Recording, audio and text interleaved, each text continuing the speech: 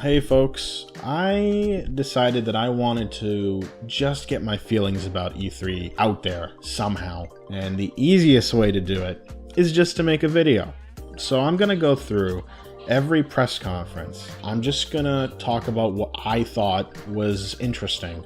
I apologize if I sound very negative during a lot of it, but I am not the biggest fan of E3 stage shows, so I am not always a fan of the way these games are presented to the public. But I will try to talk honestly. I think if memory serves, the order of these conferences, it's gonna be bad, but it's gonna pick up. So first we have Electronic Arts. I don't dislike EA to the same degree that a lot of other people seem to. I mean, there was definitely a time when the mass hate was more justified, but I'm not sure we're in that period anymore. I guess that's another issue entirely. But they don't have a whole lot that interests me these days. I used to buy their games during the period where people seemed to really hate them, but they don't have a lot for me. Titanfall, I mean, I used to be a big Call of Duty fan, like the Modern Warfare era, so I kind of respect Respawn, but I don't know if I'll pick up a game like Titanfall, because I just, shooters have to really be doing something interesting to impress me these days. Battlefield 1 is a game that I might actually give a go if there's an open beta or something like that. I'm really impressed with their decision to take things that far back in history. It seems like you're throwing away a lot of your game mechanics, or you have to heavily repurpose them, and that is kind of ballsy, so I might check that one out. But really the only thing that I specifically wanted to see from the EA press conference was Mass Effect Andromeda. I've been a huge BioWare fan for over 10 years at this point, and I kind of feel like their best games are behind them. If you saw my video on Dragon Age Inquisition, I didn't care for it. It was very boring. And a lot of the Mass Effect team members have left. A lot of people working on this very game are leaving, and that makes me wonder if the game is troubled.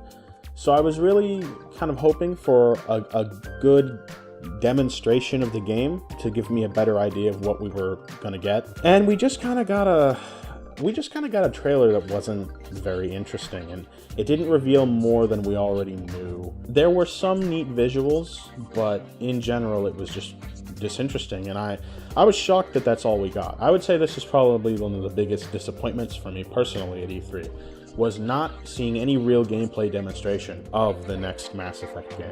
Considering it's supposed to be coming out in spring, they need to get on that. It's already been delayed once. I would not be surprised if this game gets delayed yet again.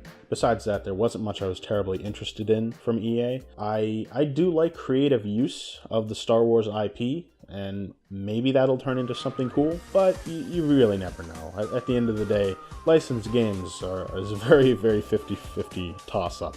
So we'll see, but I didn't get much out of that either. So next up we have Bethesda. This is their second ever press conference. They came out looking pretty good of their first press conference. It definitely seemed like they had enough announcements and reveals and demonstrations last year to really warrant that kind of attention. This year, I'm not so sure that they deserve their own conference. It just felt like an obligation. You start things off with the pre-rendered Quake trailer, and that's a game I have never played. Quake. I'm not terribly big on that era of shooters, but I doubt that looked encouraging to a lot of people, especially since they've been very wishy-washy about what the game will play like. I mean, if it's got classes and heroes, then it's not going to play like Quake from my understanding. And if it's a free-to-play game like they've been suggesting, I don't know, I don't think that would appeal to me. And it doesn't appeal to me right now, honestly. So, odd way to open the show, especially since they didn't really go into much detail about it. Then you move on, and they very quickly go over remaining DLC for Fallout 4. And I didn't like Fallout 4. I felt like making a video about it. Honestly, I was just too depressed. Like, I'm a huge fan of the previous Fallout games, and I hated it. Like, I just couldn't even get in the mood. I didn't feel like I could make a video. It was just depressing. So I didn't really care for it. And I am, even as someone who's already sold his copy, I'm not happy with the DLC that they're releasing, because I think a lot of it is only going to appeal to certain people. If you'll recall, Skyrim had the house building pack, and that was neat, but they only made that once. Imagine if they made that like 4 or 5 times. That's kind of what they're doing here. And that's not going to cater to most people. I would be very tired of Workshop DLC, especially since the Workshop is a huge gimmick. It doesn't really feel like it belongs in the game. So just to keep building on that seems lazy. That's how I feel about Bethesda a lot these days. They're more eager than ever to let other people make their games good through patches and mods and DLC like this. So to hear that this game is not even getting a full year of expansion and add-on support is very surprising from a company that has previously done that. So if I was a Fallout 4 Season Pass holder, I would probably be pretty pissed off. But thankfully I'm not. Besides that, you have some quick segments on Elder Scrolls Online and Doom, which I don't play either. I'm a little surprised that Doom has paid multiplayer DLC. I don't know if that was announced prior to this, but I don't like when you have paid multiplayer DLC a lot of the time, because it just fragments a community, and you gotta be careful with that stuff. So hopefully it works out, but I don't know. Elder Scrolls card game, that's just a Hearthstone ripoff. It's less embarrassing than the Fable one, which Microsoft didn't even want to fund. You know, I just don't know how many people would care about that when they've already got Hearthstone. Really the only game that they had to show was Dishonored 2. That was the only thing they had a real demonstration of that mattered at all. It looked alright. It doesn't look that different from the first one. I like the first Dishonored, it's an alright game, and I think a sequel would be great. There's so much creativity that you could do, but I don't know, it didn't look like it reached out to me enough. It didn't look creative and new enough in terms of what they were adding. And I get the impression that I'll probably find it a bit boring in the same way that I found the first Dishonored boring after the first few missions. So we'll see. Besides that, you had another pre-render for Prey, Prey 2, Prey Reboot. Was Prey even that good? Like, I watched somebody play it. It was a weird game. It had all these weird elements thrown together. I don't really get why people want a Prey 2 so bad. I get the idea that they were just working on it for so long and they have to repurpose it. So we'll see. But again, you got a pre-render trailer, that doesn't tell me anything. So yeah, I didn't get much out of Bethesda, and they shouldn't have felt obligated to do a conference if they didn't really have much. This news could have been spliced into other conferences or just put out online. It wasn't significant enough to waste people's time on a stage show, in my opinion. So next we have Microsoft. I haven't owned a Microsoft system since the 360. I kind of just felt like I grew up from their brand, and their brand is still very much what it was back in like 2007, and I just don't find myself as interested in those games anymore. I would say Microsoft and Sony have both been fairly guilty of stagnating in this new generation of consoles, but I think Microsoft is more guilty. I could never get excited for Gears of War 4, Halo, anything Halo at this point. Dead Rising 4 with Frank West and Willamette again. Like, I don't see the point of that at all. It really just does feel like they're trying to cater to me back when it was 2005 and the 360 was new.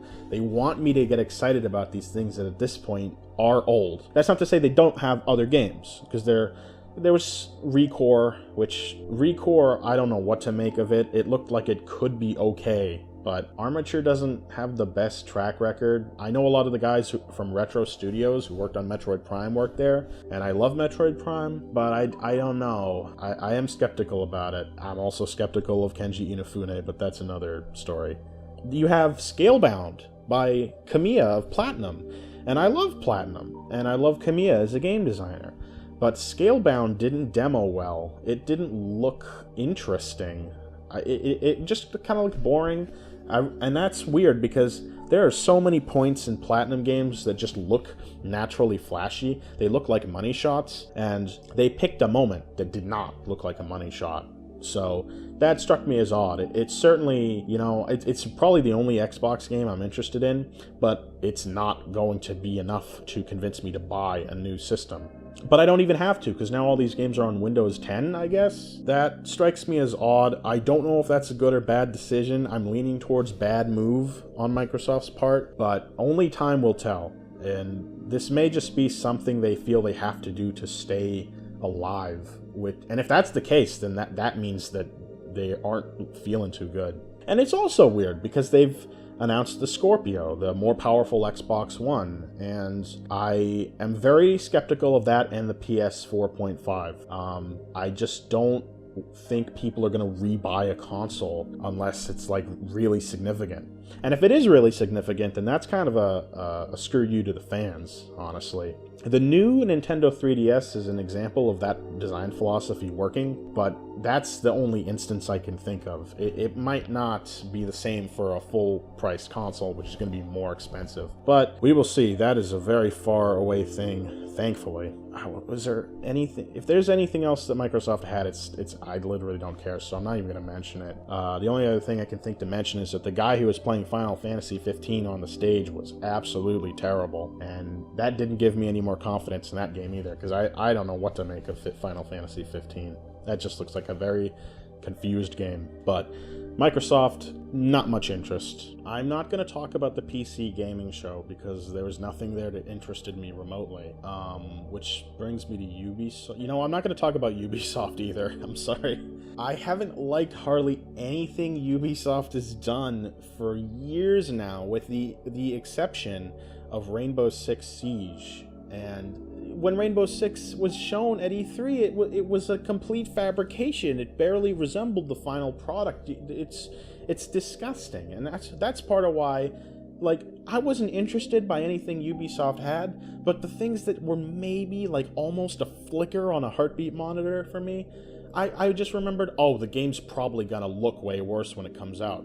There's a great video called Ubisoft Downgrades, and really, if you were impressed with the quality of Ghost Recon Wildlands or Watch Dogs 2, then I suggest you watch that video, because this is what they do, and it just makes me really hesitant towards them as a publisher these days. Not even going to bother talking about Ubisoft. I'm sorry. I'm sorry if you wanted to hear my opinions on Trials of the Blood Dragon. Really, I am. So now we get to Sony, and most people seem to think that Sony had the best press conference. And I don't know. I don't really have a best. It's hard for me to get excited about E3. You know, it happens every year, and it's just exhausting. So you can't judge these things too quickly. But I think that's part of the point of me making this video in the first place. Sony certainly was less embarrassing. Like, it was a more professional showing, which I like a lot. I respect that a lot, because a lot of these press conferences are just uncomfortable to sit through. So theirs was okay, and they got to the point. I'm just not sure if I was that big on the point. They had the new God of War game, which I just was completely baffled with that. The Last of God of War, like what was that? Really, it just looked like The Last of Us, like the worst parts of The Last of Us. I hope the game won't really be like that, but I just don't get it. Why is it a God of War game? No, better. Why is it Kratos? Like, I don't think Kratos is that great of a character, and the God of War name is big enough, and you want to have a new mythology, you want to go Norse. There are Norse gods you can use, and you don't need Kratos. You don't need your OC that you created for the Greek pantheon to be shoved in here. And it almost feels like Kratos in this will be a completely different character. And that might actually be an improvement, but it just strikes me as very odd. Sony really fetishizes The Last of Us, and I didn't think the game was nearly as great as a lot of people did. But the point is that you can't keep doing that, and you can't shove that into things like this. That's what bothered me, was watching the God of War demo. All of the fantasy was really stripped out. Just gone. And that's going to be a problem. The game needs to be fantastic, because it's Norse mythology. You got all these crazy-ass elements. And to not really show those could be a huge mistake, but I assume they're going to do that, because God of War games at the end of the day are all about spectacle. And if this game forgets that, then they're completely screwed. Moving on, we have Resident Evil 7. This was a shock, and this might be one of the most shameless games I have seen at E3.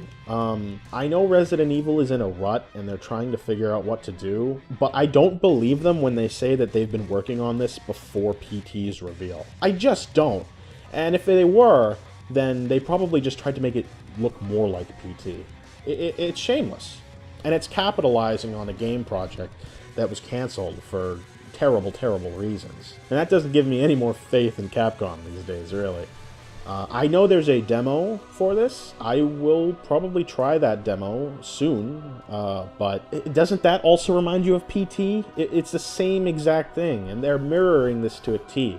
And that makes me wonder, you know, PT wasn't supposed to have the gameplay of Silent Hills, according to Kojima, but if this demo has the PT gameplay, and that's the RE7 gameplay, I think Resident Evil needs to play the way that people want it to. It doesn't need to play in a totally different direction. Not to say you can't take things in a different direction, but you got to do it the right way. And I think that turning it into a Let's Player-oriented first-person scarefest is the wrong way. And it does a disservice to the franchise, although the franchise is not exactly hard up for those these days. We also had the Horizon Zero Dawn.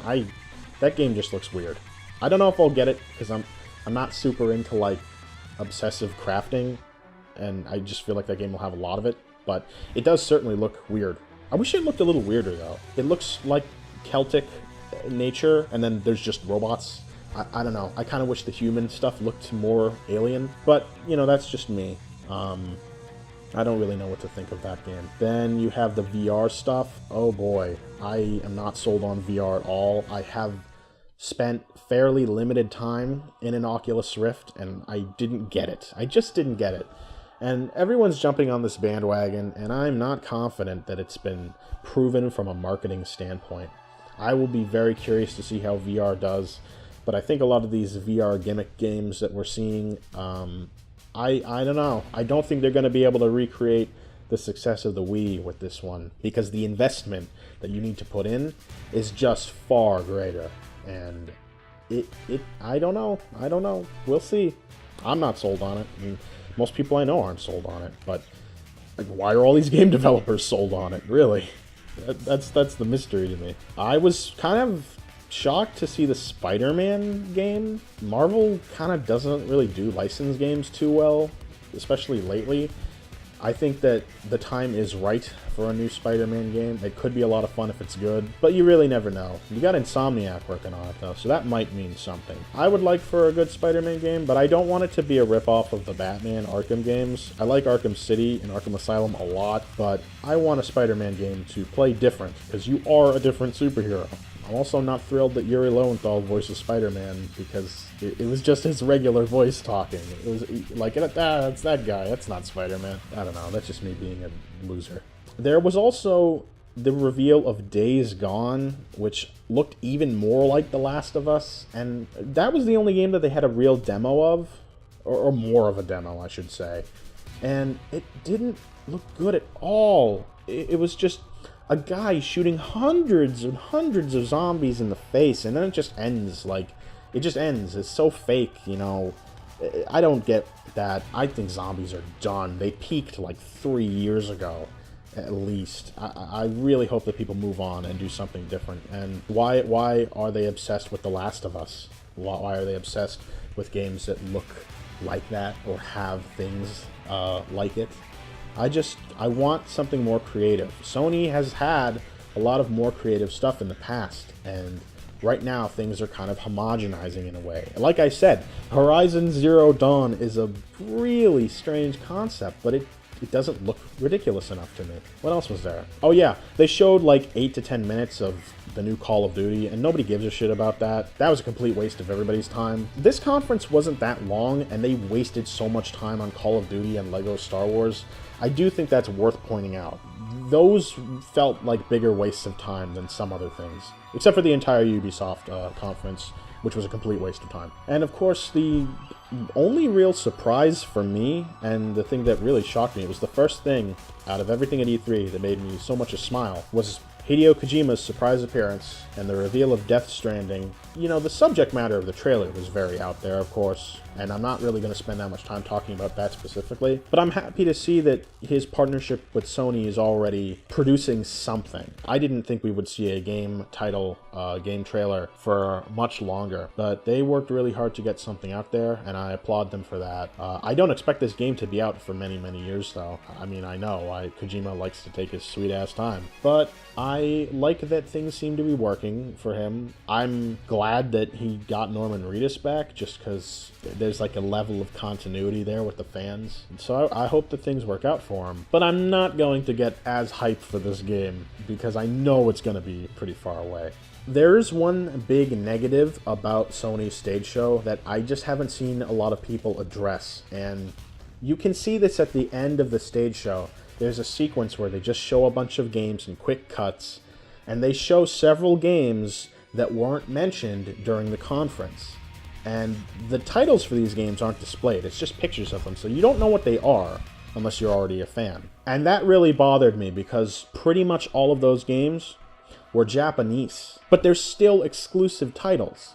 And that's what matters, is you go up there to brag about all your exclusives. You have games like Gravity Rush 2, you got the new Yakuza, you have Nier, which they announced last year and didn't talk about here. Most importantly, you've got Persona 5, but I think there were like 5 or 6 games, and they just didn't feel a need to talk about them. I think Persona 5 and some of these other games, they're exclusives. Sony should really be advertising these to Western audiences more. I think they're underestimating the value that these games have. I'm not that big on a lot of these games, but Persona 5 to me is the one that I'm shocked that they're just not marketing more. There was a Persona 5 live stream that Atlas did in Japan time for Japan audiences only. I mean, come on, give that game a showing. Show people what it looks like, because it is a really, really slick looking game. And maybe it doesn't look like The Last of Us, and it looks more Japanese than anything they had to show. But goddamn, they wasted 8 minutes on Call of Duty.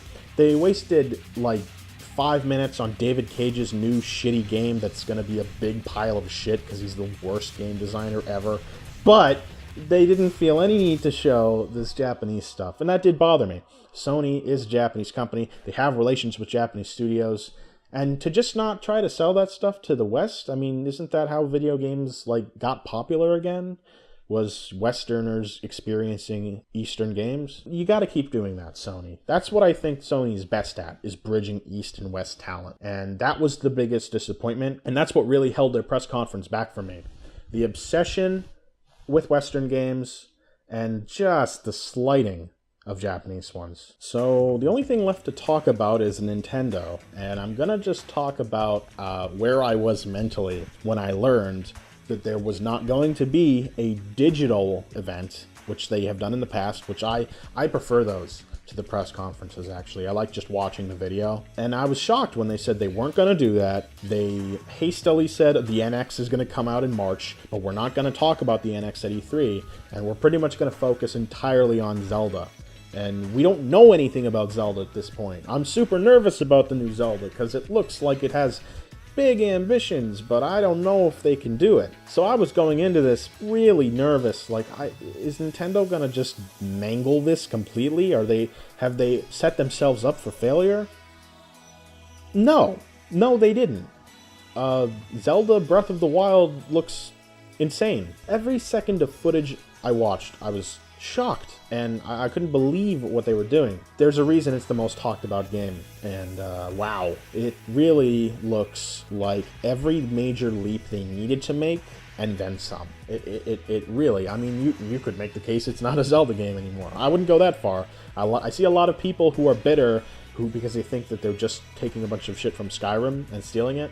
And I don't think so, because they're not going to go that far, and they're going to put their own spin on it based on all the footage I've seen. You have all these weird things. I mean, yes, you have a big world, but I believe you can get around that big world far more authentically than you can in Skyrim. Link can actually climb up virtually any surface. He can literally climb up the mountains. He's got the glider, and he can just, glide around, get really far. He can snowboard on his shield. His movement options are so great that getting around a big environment isn't going to be a problem for him. So the idea of the world being unnecessarily big, it's certainly possible because you do need to fill the world with interesting things, but Link can get around it really well even without a horse. And I think that's classic Nintendo, reevaluating the movement of the characters and how they can get around the world. That's what Miyamoto was best at when he worked on the Mario platformers, just making sure that the character feels good to play.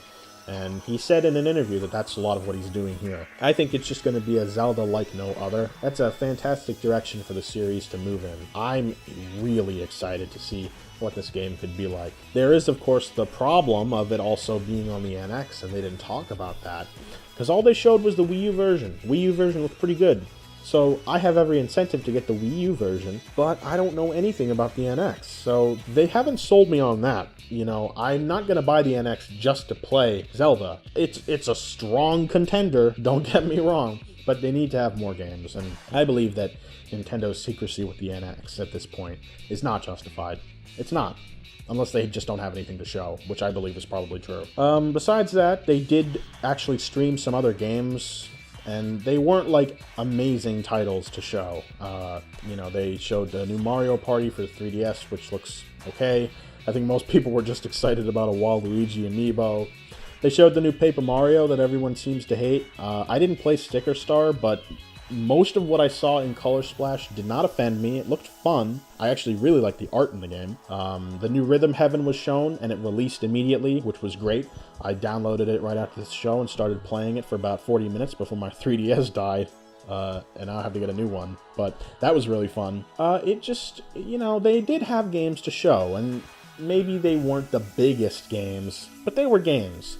And I believe that they could have just made a digital press event out of it. They should have done that, but ultimately we got like 8 hours of footage of the new Zelda, and that's a level of balls you don't see from other publishers. They showed you a real demonstration of the game.